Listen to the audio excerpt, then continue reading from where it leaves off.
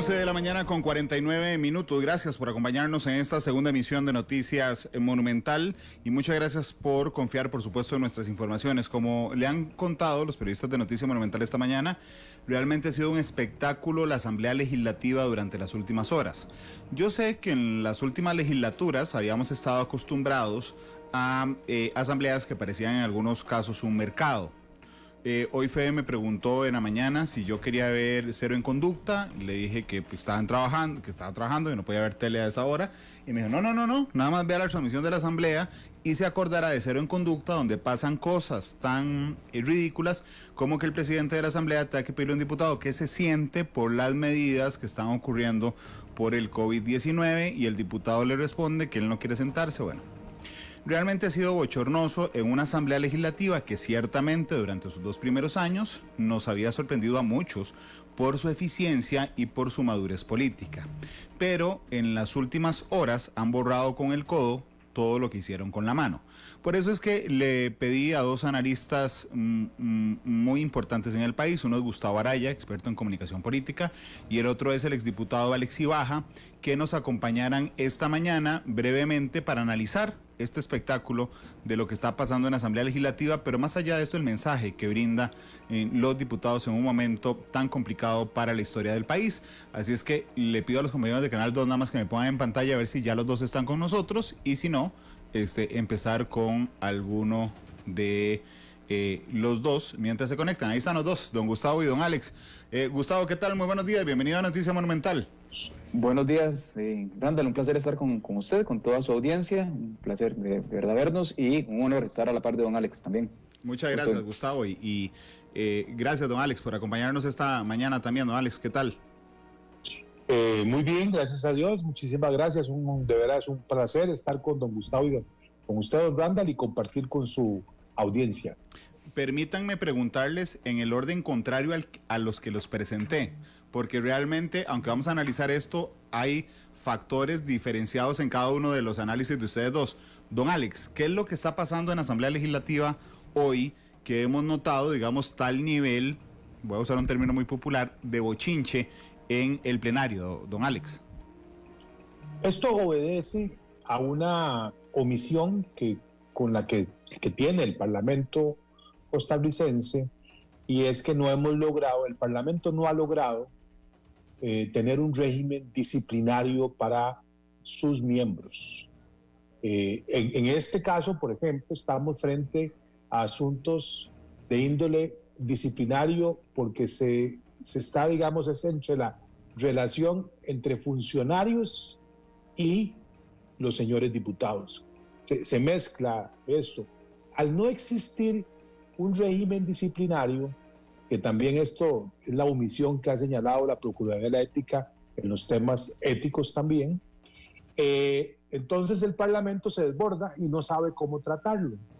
Y se produce lo que vimos hoy al inicio, que los distintos miembros del Parlamento quieren discutir el tema, ver de qué forma se aborda, porque no hay en todo el componente de reglas del primer poder de la República, no hay cómo dirimir estos asuntos. Véase que en el caso del funcionario, el régimen disciplinario puede funcionar, pero en el caso del legislador no existe un conjunto de normas que puedan resolver los requerimientos de una u otra parte en relación a los hechos lamentables que sucedieron el día de ayer. Gustavo, en medio de la situación de lo que ocurre y siendo no esta Asamblea Legislativa, sino históricamente la Asamblea Legislativa, una de las instituciones más deslegitimadas del Estado, en el sentido de que es una de las instituciones en que menos confía la ciudadanía, ¿qué mensaje se le brinda a la ciudadanía en un momento en que las preocupaciones van mucho más allá realmente de si David Gurzón se siente mal o no se siente mal? A mí me preocupa muchísimo más, por ejemplo, si se van a extender los recortes de salario. ¿Cuál es el mensaje, Gustavo, que se le da a la ciudadanía desde la Asamblea Legislativa? Aquí hay 2 que son los que más me preocupan, Randall, para sumar a lo que señalaba don Alex, que, digamos, evidentemente, digamos, explota o se evidencia en la dimensión disciplinaria del Parlamento. Desde el punto de vista de comunicación política, hay dos mensajes muy claros que finalmente dan al traste con la buena calificación que efectivamente obtuvo la Asamblea Legislativa, o podrían dar al traste, hasta un próximo estudio que así lo demuestre, de la buena imagen que logró tener la Asamblea Legislativa en este periodo. Lo primero de ello es que cuando no se tienen los objetivos claros, los objetivos de carácter político, la comunicación no puede transmitir otra cosa que no sea precisamente esa anomia o ese desorden que existe entre las bancadas. Entonces, si las bancadas no tienen claro cuál es su papel, cuál es la agenda que están impulsando, precisamente ese desorden, ese desconocimiento, esa no perfilación de esa agenda, termina creando este caos comunicacional que se está viendo. Lo que pasa es que además de que está presente ese fenómeno, me parece que en términos de comunicación también está quedando claro que hay otras agendas, que la agenda privilegiada por la opinión pública en la encuesta pasada del CIEP, en donde se veía que había una Asamblea Legislativa más o menos articulada, con un ejercicio claro del tema del control político, pero sí muy enfocada en la atención de la pandemia, sí muy enfocada a ver de qué manera articulaba también con el sector del Poder Ejecutivo los proyectos. Eso no está existiendo en este momento. O sea, los proyectos de ley sustantivos para atender la pandemia, para atender la situación que agobia a la población, pareciera que más bien hay otras agendas. Y entonces uno dice, bueno, ¿por qué aparece el tema del matrimonio igualitario cuando ni siquiera es tema? Ya es un tema superado, al menos en la dimensión de lo legal, aunque puede ser que en la dimensión política o en la dimensión social no lo haya sido. Y es que ahí me parece que entonces, para clarificarlo y dejarlo más puntual, están emergiendo agendas distintas de la atención primordial que tiene que tener la Asamblea Legislativa de la pandemia, ¿verdad? De la situación económica. Y esas otras agendas es lo que se está evidenciando en este momento, que tienen otros intereses, que es efectivamente que la Asamblea Legislativa no funcione. Gustavo, cuando yo estaba en el cole había una profesora que me decía que yo me distraía por cualquier mosca que pasara cuando estaba en clases, ¿verdad? Entonces, imaginémonos a Costa Rica sentado en ese pupitre, concentrado en la situación del COVID, en la crisis. Esa mosca es entonces el matrimonio igualitario. Y resulta que todo Costa Rica, vamos a ver, no es una mosca que llegó de la nada, es una mosca que pusieron ahí 25 Exacto. diputados con una falta de tacto enorme. O tal vez siguiendo sus objetivos, ponen esa mosca y todo Costa Rica se desvía del tema del COVID a ver un tema superado, el matrimonio igualitario, entonces. Exactamente, no es una mosca inocente, ¿verdad? No es una mosca puesta ahí de manera inocente, para nada. Es una agenda que está trabajando bajo la lógica de llevar desorden precisamente al plenario legislativo y que hace, digamos, de cualquier no tema un tema, ¿verdad? Que busca hacer de cualquier no tema un tema, de si se les trata de canasto, de si se les trata de gatos, de si se les puede tratar, entonces si se quiere poner de pie o si se quiere sentar. Todas estas son nimiedades respecto de comportamientos que evidentemente no son para nada inocentes, que se ponen ahí a propósito para crear ese desorden dentro del plenario legislativo. Don Alex, ¿cuál es el papel del presidente legislativo en este instante? Porque he conversado con muchos diputados en las últimas horas en off y todos me dicen que don Eduardo Cruxan ha estado bajo una enorme presión. Y que hoy finalmente, bueno, desde el martes y hasta hoy, iba a tomar decisiones de muchísimo peso en la Asamblea. ¿Cuál es el papel, en este caso, del presidente legislativo, don Alex? Tiene una situación muy comprometida. Primero porque eres parte de una bancada que está en una causa que le han etiquetado provida, que genera este tipo de movimientos. Entonces, ahí tiene, digamos, aquí no estamos frente a la lógica que imperó el pacto de gobernabilidad del 1 de mayo. Aquí están otros factores, se cruzan. Y al cruzarse, entonces comprometen la estabilidad política del señor presidente de la Asamblea, sin duda, ¿verdad? El señor presidente de la Asamblea requiere que la bancada se apropió de todo el costo político de este movimiento político de más de 20 diputados. La bancada que asume el costo de eso es Liberación, aunque haya sido una minoría la que firmara la nota, termina pagando el gran costo porque lo ponen a la bancada de Liberación, porque hay un miembro que de esta bancada que se ve envuelto en estos hechos, la someten a una gran presión.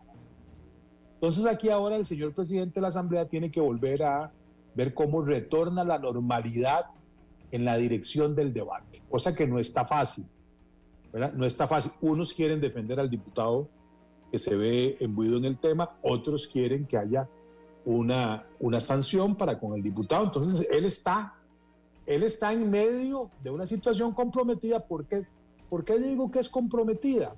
Porque no tiene atribuciones para resolverla. Y cualquier acción que tome para tratar de dar una resolución o para tratar de imponer nuevas reglas requiere de apoyo parlamentario. Reconstruir ese apoyo parlamentario para volver a la estabilidad en el plenario es el gran reto del señor presidente de la Asamblea Legislativa, que se está encontrando con una situación no reglada, que le genera desorden en la conducción del debate. Yo me imagino que hoy, inmediatamente después de que se le levante la sesión, él tendrá un arduo trabajo con los jefes de bancada, tiene que prestarle atención especial al bloque de diputados independientes, una atención muy especial, para ver cómo logra retomar la normalidad a partir del lunes.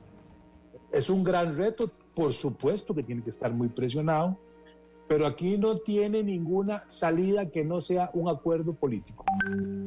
Tiene que construir un acuerdo político para que la Asamblea vuelva a la normalidad que estábamos acostumbrados a verle, sobre todo cuando está enfrentando esta situación el país de la pandemia del COVID-19. Finalmente, don Alex y Gustavo, el pasado 1 de mayo, don Alex, vimos un bloque, que parecía hacia afuera sólido, es decir, un bloque que podría perdurar en algunos meses para ir sobre ruedas, si me lo permite, en algunas decisiones en la Asamblea Legislativa. ¿El bloque se desboronó con este tema, don Alex? Luce dividido. Parte de los integrantes del bloque de gobernabilidad en este tema se dividieron. Entonces ya no tiene la misma lógica.